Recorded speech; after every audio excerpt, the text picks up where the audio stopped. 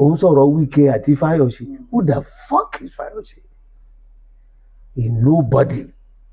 Mo ń retí ẹ̀ kó sọ̀rọ̀. Ó ṣe gómìnà. Ta ló jẹ́ kó di gọ́vnà? Ta ló jẹ́ kó di gọ́vnà? Àtàpábíò. If I didn't win, I was the vice chairman Southwest. Àwọn ará láwọn ọlọ́wọ̀n fẹ́ wọ́n ti dáṣọ tó máa wọ̀ ńjọ́ tó tí ẹ fẹ́ lọ fún ní tí bàbá láti lọ fún ní flag. Òru midnight tán wá bá mi pé bàbá wọn fóun láṣọ aṣọ tán dá ìwọ́de ní governorship aspirant wa wọn ní mo náà fún ẹ mo ní dáre ó yá 250,000 naira ẹ lọ sí Ìbàdàn lóòru yẹn kẹra aṣọ òfì ìkan fún bàbá ìkan fóun kẹtẹ tí rán kẹgbẹ wá by 6 a.m. they were back. Baba landed at 7. Ọbásanjọ́ landed at 7 ní Àkúrẹ́. I went there. I went straight up sí yàrá ẹ̀ ní orí aircraft. Bọ̀dé ṣé ò sí nǹkan mi ní púpọ̀ wá sá. Ní kí ló dé jókòó? Mo rí Bọ́dúndé yẹn ń bá bàbá ṣiṣẹ́. Èkìtì ló ti wá. Àwọn alábòsí ibẹ̀ ni ẹ̀. Mo ní now Bọ́dúndé get out of here. Mo ní kó get out. Bàbá ní Bọ̀dé àwọn ẹranko làwọn eléyìí. Mo ní ẹwà aṣọ tẹ rí aṣọ tẹ wọ̀ yìí. Wọ́n fún gómìnà tẹ̀ ń bọ̀ wá fún flag. Bàbá náà fún un náà fún un. Ṣé ẹ débẹ̀?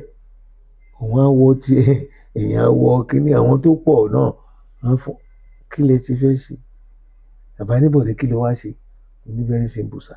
Àti dákọ̀ fún yín o dákọ̀ fún gómìnà. Olókè tá a bá ti ṣí NTA tá a lọ kọ́kọ́ lọ ṣí ní Adó o. Tá a bá ti ṣe tán ti kọ national àwọn á ní Bọ̀dé o. Tó bá ti gbórúkọ mi kí n máa gbàṣọ bọ̀ àjọ máa wọnú station yẹn lọ ni. That was what we did. A ní bàbá ní Bọ̀dé o mo ní sáà. Nígbà tí president máa lóun fẹ́ wọ studio everybody bed síta ni. Kí ni bàbá wá? Èmi àti bàbá láwọ̀ mo bọ́ ṣòkòtò mo bọ́ agbádá abọ́ kìnìún àwọn owó ètò kòtò àti kìnìún ẹ̀fọn ó dẹ̀ wọ̀ ṣọ Fayose. Gbogbo àwọn tó kù ti ń sá lọ sí fi torí tí president bá ti wọ bẹ̀rẹ̀ mọ̀ pọ́n máa tilẹ̀kùn ni. Èmi àti bàbá àjókòó ní KDC bọ́ sẹ́yìn àdẹ̀wọ̀ bẹ̀ lọ. Nígbà tá a wọnú field ní Adó Èkìtì tí bàbá jáde nínú káàbá ẹ̀ tán rí aṣọ Fayose pẹ̀lú bàbá. Ariwo náà bá bẹ̀rẹ̀ sí mú pure water náà lẹ́ mọ́ àwọn ará wọn leaders. Èmi ṣe yẹn fún ìwọ idiot ìwọ lẹ́nu sọ̀rọ̀. Who are you? Oní Wike ṣe kíní kan. Gbogbo àwọn tó ń sọ Wike was a local government chairman. Ìwọ ń bú àwọn Òdìlí. Chambers Òdìlí ìyàwó ẹ̀ tó di justice of the Supreme Court ìyàwó ẹ̀ Chambers ẹ̀ ni woman tí Wike fẹ́ náà ti pàdé after law school. Wọ́n lọ ṣe kíní tọ́nà máa ń ṣe. So ìwọ ń bú wọn. Ọmọ ènìyàn ọ̀rọ̀ yìí wá o. Mo ti sọ fún un mo ní ẹ máa rí gbogbo ẹ̀ ẹ máa rí lórí tẹlifíṣàn báyìí. Èmi ò ní lè jáde nínú ilé ẹ̀. Mo jáde wọ́n wá ń sọ̀rọ̀ ó tún bú Ṣèyí lánàá. Kí lè ló ní Ṣèyí ṣe? Ó ní ó ló ti lọ lẹ̀pọ̀ mọ́ Atiku. Kí ló lọ ṣe? Atiku lọ tiẹ̀ Ṣèyí lọ tiẹ̀ ni. Ṣé Ṣèyí á wá sọ fún Atiku pé kó lọ di president kó di vice president? Àbí ṣé àti ẹ̀ lè ráyè wọlé? Wọ́n tiẹ̀ ló lọ sínú ADC ló fi PDP lẹ̀. Kí ló fẹ́ lọ sí ADC? Níjọ́ tá à ń kégbe pé èmi ni mo remove motion. You can get the hell out of this party. That this party will never succumb. That a northerner had been president and you will now take over as president. Never. Go. kí ni kan ṣe àwọn ilé mọ̀ kí ló sì tẹ̀ ní mọ́lẹ̀ ní PDP kí ló mú igbó síbẹ̀. gbogbo ẹgbẹ́ tó wà Nàìjíríà kò sí ètò mo sọ fún ẹ nǹkan táwọn bàbá yẹn dálẹ̀ àwọn náà pín Nàìjíríà sọ́nà mẹ́fà wo nǹkan tó ń ṣe o tí president bá lọ sókè vice president á wá sísàlẹ̀ léyà lọ sókè léyà wá sàlẹ̀ so 3 up 3 down. So after 8 years wọ́n á tún padà bẹ́ẹ̀. ẹgbẹ́ wo ló ṣerú ẹ. nínú ẹgbẹ́ PDP bó ṣọ́mọ ẹgbẹ́ PDP pé wọ́n ṣá. ọmọ aláti lé wọn bí ìgbẹ́ they were expelled by the convention. You see, the convention of the party is like the Supreme Court. Any decision at the national convention of the party is sacrosanct. Until another convention, let me reverse it, we dismiss them from being members of this party. They are no longer members of our party. We moved the motion and it was unanimously adopted. There were about 11 of them. Wọ́n pera wọn ní PDP sí ọ̀ngúnra wọn ṣù. Okay, on lockout. Let me say this. You know, there are 3 arms of government. Legislative arm, executive arm, and the judiciary. That is why it's a very stable platform. Nǹkan tó bá ní tó lẹ́sẹ̀ mẹ́ta is a very stable platform. And they are independent and they are equal in powers. Now, ẹgbẹ́ wa awo wọn. We moved the motion at our convention and dismissed them.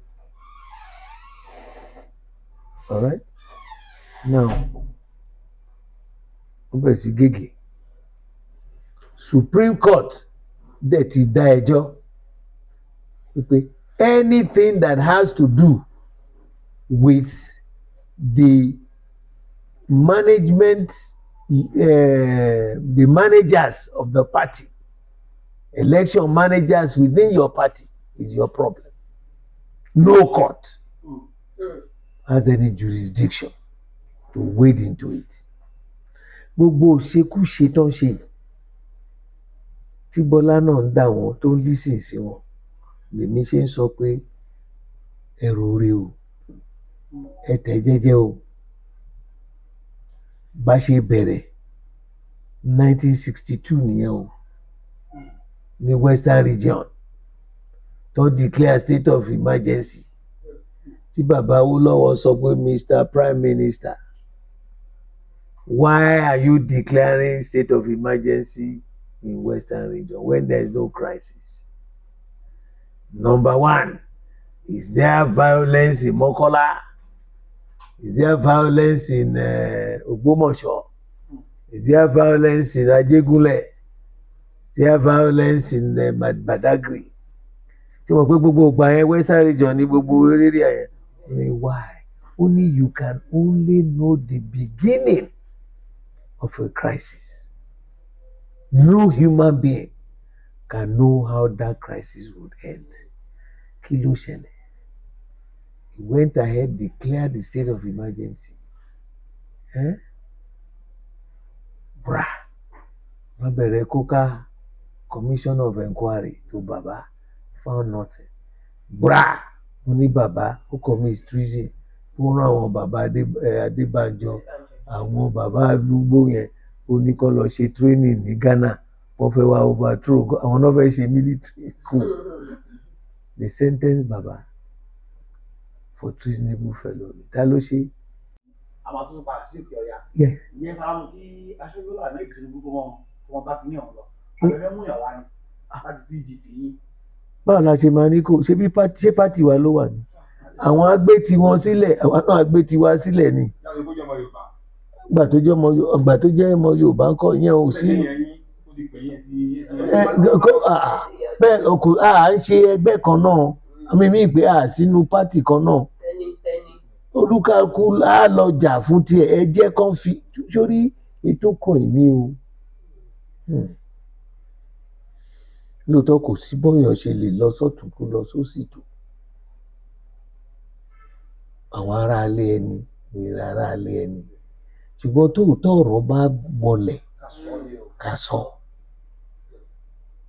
tó bá ní pé àfẹ́ ẹgbẹ́ tiyín ẹgbẹ́ tiyín ẹni toró jẹ́ Yorùbá ìyẹn la fẹ́ fi ṣe ìjọ tọ́lọ́run dá ẹ̀ sọ f'Olódùmarè pé Yorùbá ló fẹ́ lọ àbọ̀ Haúsá ló fẹ́ di ó kọ̀ jábọ́ nípa Olódùmarè dẹ̀ ní sórí nǹkan tí wo ò bá nígbà má sì fọmọlàkejì ẹ̀ ó tán. bàbá mo ti wá rí ìsà àti pé àwọn ní báyìí ẹni tó ń lò lọ́wọ́ báyìí ìsàlẹ̀ nílò ti wá èyí tó wá lọ́dún mẹ́rin tí PDP náà bá wá jáde dé ẹ mú yàn wá láti ìsàlẹ̀ ní. of course ìsàlẹ̀ ní àwa ti sọ gbọ́gbọ́ ìsàlẹ̀ ní sórí gbogbo àwọn èèyàn kan ló ń dúfò ẹ̀rí ẹ̀ àánú ẹ̀dẹ̀ ń ṣe mí gbogbo nǹkan táwọn bàbá yìí tó ti sọ lúdẹ̀rọ̀ wọn ló wá jáde àbòsí ló ń jẹ́ bẹ́ẹ̀ àfiwọ́ kò sẹ́ni tó lè bá wọn sọ ambition òun ni ṣé ambition ẹ wá ju ti Nàìjíríà lọ. ṣé Wike lè ń sọ̀rọ̀ yọ̀ká. Wike kẹ̀ Atiku ni ó ní kò síbi tẹ́ bá lè ṣe àwọn tán lọ bá ní ADC ó lóun máa dìbò fún president by túláàsì. òun máa gbàpótí o wàhálà tiẹ̀ kó lọ gbé ṣebí nǹkan tó fi kúrò lẹ́gbẹ́ wa ni àbọ̀ mọ̀. ṣàbọ̀ ní ká ní ẹni náà nínú PDP tí ẹ fẹ́ lò ní sáà tó ń bọ̀ yìí. ṣé kò séèyàn PDP ni. àwọn kan máa ń lọ sí kú ni. ṣe yíwà gbọ̀ngàn ṣe máa ń sàkósàkó fún ti kún bẹ́ẹ̀. àwọn wo ni sàǹkan ni àwọn wo ni kán máa lọ èèyàn kan kúrò lágbo ṣé èèyàn kan jáwádé ṣé èèyàn kan lè jáwádé. ǹjẹ́ ẹ sọ fún wa sí ni pé ẹni bá máa lọ kó máa lọ PDP lè dáwóró.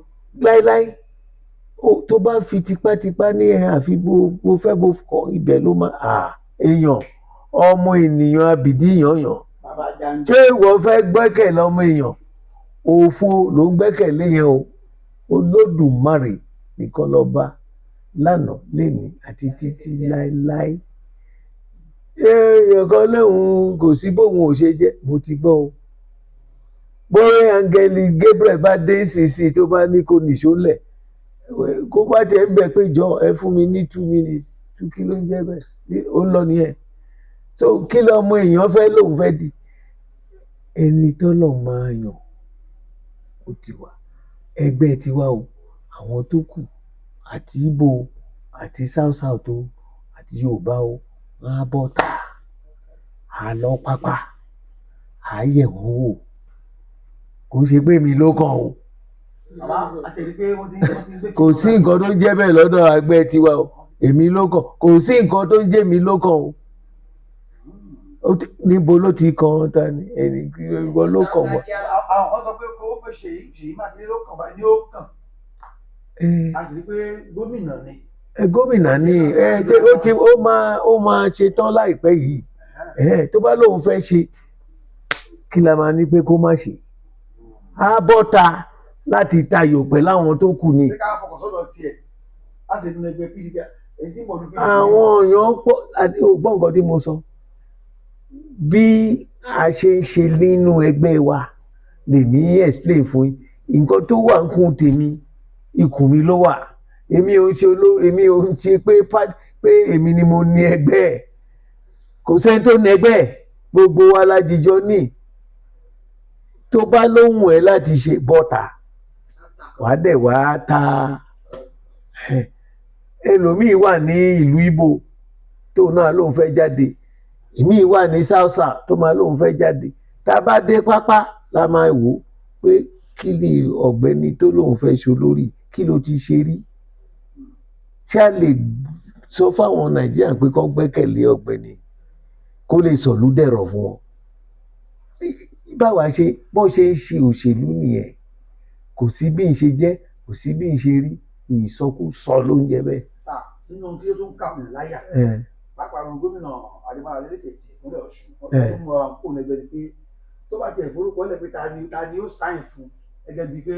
àní gbogbo sórí wàhálà yẹn làwọn Bọ́lá ń dálẹ̀ àwọn náà wà ń di akẹ́bọ̀jẹ náà gbé Wike síwájú Bọ́lá mélòó ló wà ṣé Bọ́lá mi wà tó wà nù ọ̀rọ̀ lóṣèlú Bọ́lá Tinubu là ń sọ Mr. President owó sọ̀rọ̀ ta ṣé ọmọ bí tó bá dé abúlé tó bá dáàrin àwọn àgbà tó ń wulẹ̀ báyìí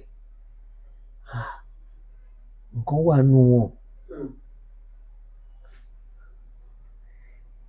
Ibi táwọn ọmọdé máa ń gọ̀ sí tágbà bá jókòó tó fọwọ́ lẹ́rán báyìí tó ń wò nǹkan tó rí ìwọ ọmọdé ò lè rí bó bá jókòó sábẹ́ igi kí ìwọ gun igi yẹn lọ sókè nǹkan tí àgbà ń rí ìwọ ò lè rí kò dẹ̀ sí bí ọmọdé ṣe lè ní aṣọ tó ó lákìsà èjì náà ń pè é experience ló ń jẹ́ bẹ́ẹ̀ tó bá dẹ̀ sọ fún ẹ pé nílùú Haúsá á ní kàdánkàdá nílùú Ìgbò á ní wáyòwáyò ilẹ̀ Yorùbá á ní mú sùúrù tẹ́ jẹ́jẹ́ o kó má ṣílẹ̀ tẹ́. tó bá wọn wòlíì tó jáde ká ìṣèlú kan nínú bí wọ́n ti fagbádá ìyá nínú bí wòlíì ọjọ́ àwọn ọjọ́ lọ́hùn wòlíì jọ́ lọ́hùn ṣé bí èèyàn náà ni wọ́n